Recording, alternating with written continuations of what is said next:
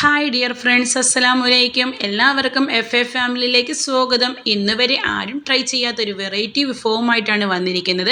എൻ്റെ ഈ വീഡിയോ കാണുമ്പോൾ നിങ്ങൾക്ക് ഇഷ്ടപ്പെടുകയാണെങ്കിൽ ഒന്ന് ലൈക്ക് അടിക്കുക. അതുപോലെ സബ്സ്ക്രൈബ് ചെയ്യാതെയാണ് കാണുന്നവരാണെങ്കിൽ ഒന്ന് സബ്സ്ക്രൈബ് ചെയ്യണേ.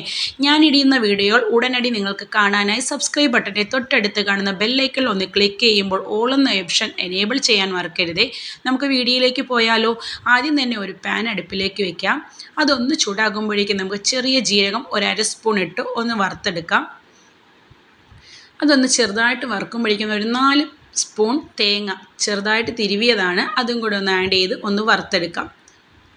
നല്ല ബ്രൗൺ നിറം ആവണമെന്നില്ല, ചെറുതായിട്ടൊന്ന് വറുത്താൽ മതിയാകും. അത് നമുക്കൊരു പാനിലോട്ട് ചൂടാറാൻ വേണ്ടി ഒന്ന് മാറ്റിയിടാം. ഇനി നമുക്ക് അണ്ടിപ്പരിപ്പ് എന്തെങ്കിലും നട്ട്സ്, അതായത് അണ്ടിപ്പരിപ്പ് മാത്രമാണ് നമ്മളിവിടെ ആഡ് ചെയ്തിരിക്കുന്നത്. വേറെ ഏതെങ്കിലും നട്ട്സും ഉണ്ടെങ്കിൽ ഇങ്ങനെ ചെറുതായിട്ട് വറുത്ത് ഒന്ന് മാറ്റി വയ്ക്കാവുന്നതാണ്. ഇനി ആ പാനിൽ തന്നെ നമുക്കൊരു ഓയിൽ വീത്തി ഈ സവാള, ചെറുതായിട്ട് കട്ട് ചെയ്തിരിക്കുന്ന ഈ സവാള ഒന്ന് ചെറിയൊരു സോഫ്റ്റ് ആവുന്ന വരെ ഒന്ന് വറുത്തെടുക്കാം. നല്ല ബ്രൗൺ നിറം ആവണമെന്നില്ല.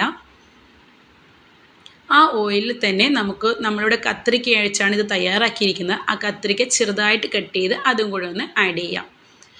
ഇനി നമ്മൾ സവാളയും അണ്ടിപ്പരിപ്പും അതുപോലെ തേങ്ങയൊക്കെ ഒന്ന് ചൂടാറാൻ വേണ്ടിയാണ് നമ്മളിവിടെ മാറ്റി വെച്ചിരിക്കുന്നത്.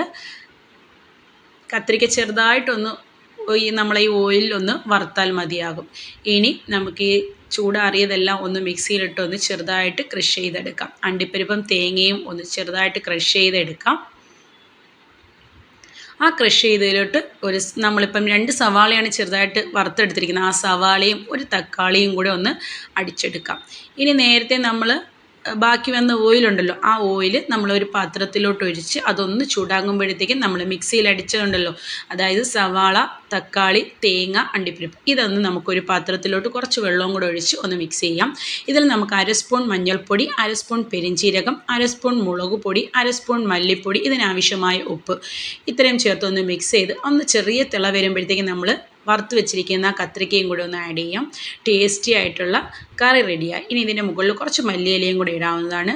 നമുക്ക് അപ്പത്തിൻ്റെ കൂടെയും ചപ്പാത്തിയുടെ കൂടെയും ബിരിയാണിയുടെ കൂടെയൊക്കെ നല്ല ടേസ്റ്റി ആയിട്ടുള്ള കറിയാണ്. എൻ്റെ മാമിയുടെ സ്പെഷ്യൽ കറിയാണ്. എല്ലാവരും ഇതൊന്ന് ട്രൈ ചെയ്ത് നോക്കിയിട്ട് കമൻറ്റ് ചെയ്യുക. നിങ്ങൾ കുട്ടികൾക്കും വലിയവർക്കും ഒരേപോലെ ഇഷ്ടപ്പെടുന്ന കറിയാണ്. എല്ലാവരും ഒന്ന് ട്രൈ ചെയ്ത് നോക്കുക. അതുപോലെ തന്നെ നിങ്ങളുടെ ഫ്രണ്ട്സിനോ റിലേറ്റീവ്സിനോ റെസിപ്പി വീഡിയോ ഇഷ്ടപ്പെടുന്നവർക്ക് ഒന്ന് ഷെയർ ചെയ്ത് കൊടുക്കുക കേട്ടോ. Thanks for watching. അസ്സലാമു അലൈക്കും.